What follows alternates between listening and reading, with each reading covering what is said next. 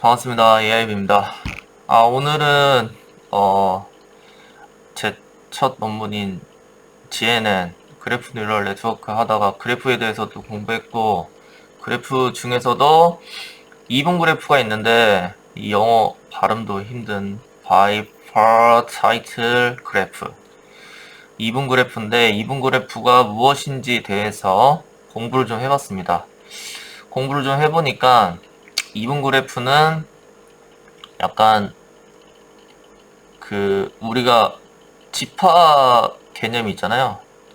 이렇게 집합이 있는데 이 두 가지 집합 중에 교집합, 이 교집합을 그래프로 표현하는 게 이분 그래프라고 저는 이해가 됐습니다. 그래서 그것을 이제 뒷받침해 줄 수 있는 부분이 이 부분인데, 어떻게 되냐면은 철수가 있고 영의가 있고 바둑이가 있어요. 얘가 어떻게 보면 교집합은 또 아닐 수가 있네요. 이거를 이제 연결해주는 그 엣지의 정보가 이제 서로 교차 뭐 그런 건데, 아무튼 두 가지의 집합이 있고 이 집합 사이의 관계가 교집합인 거죠. 이 엣지의 관계가 교집합인 거죠. 그러면 이거를 이제 그래프로 만들어주면 이분 그래프가 되는 거고, 그 중에서도 이제 철수, 영이, 바둑이라는 이 노드의 정보들, 요거는 이제 뭔가 사람, 대상에 대한 정보고, 그 다음에 김밥, 라면, 김치, 이 그룹은 그 노드죠. 뭐 특정 물체.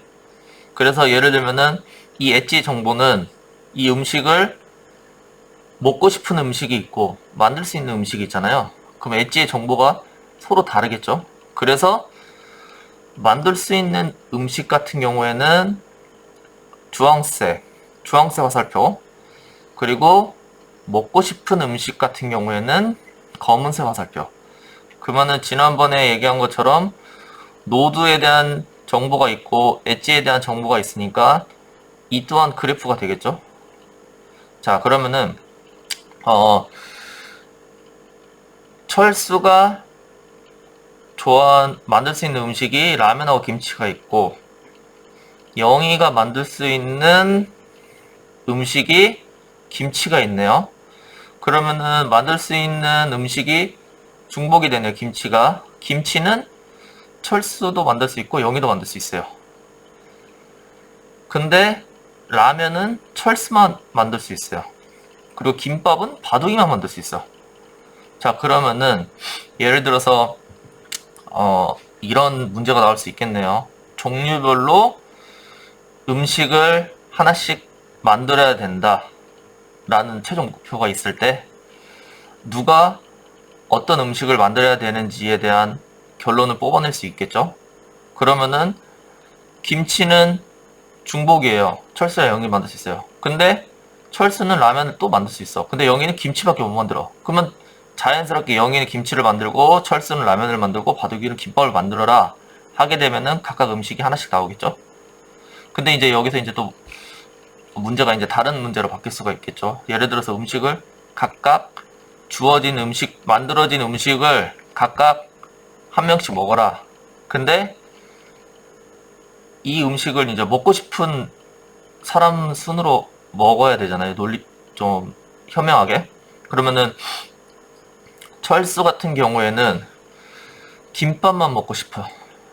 그리고 영희는 라면만 먹고 싶고, 바둑이는 라면을 먹는데 김치가 있어야 되네. 이렇게 되면 좀 결론이 이상해지는데, 다시 지우고, 바둑이는 라면도 먹고 싶고 김치도 먹고 싶어요. 근데 아까 전에 얘기한 것처럼 바둑이는 라면을 먹을 때 꼭 김치가 있어야 돼. 이런 관계라면 좀 복잡해지겠네. 이러면 이제 뉴럴 네트워크에 오류가 생길 수 있는 거죠. 그쵸? 자, 그러면은 만약에 이 상태에서 철수 김밥 먹어, 영희 라면 먹어, 바둑이 김치 먹어 하면은, 바둑이는 뭔 소리야? 나는 라면 먹을 때 김치가 꼭 있어야 되는데 김치만 먹으라고? 이런 오류가 발생할 수 있겠네요. 가만 보니까. 그런데 그 오류를 배제하고 바둑이는 라면도 먹고 싶고 김치도 먹고 싶어 하면은, 그러면은 바둑이 김치를 먹어 하면 또 이렇게 되면 얘기가 되잖아요. 뭐 좀 약간 옆으로 세긴 했는데, 어찌됐건 이분 그래프는 이런 겁니다. 각각의 이제 집합 두 가지의 노드 이제 군 이거를 이제 피처라고 말할 수 있을 것 같아요. 피처 각각의 피처를 연결해주는 엣지 정보들 그 엣지 정보의 상관관계로 인해서 목표를 토대로 결론을 뽑아내는 그때 이제 사용하게 되는 이분 그래프. 간단하게 표현하면 이렇게 되는데 이게 복잡해지면 점점 계속 어려워지겠죠? 네, 그렇습니다. 오늘은 이분 그래프에 대해서 공부한 내용을 한번 정리해 봤습니다. 감사합니다.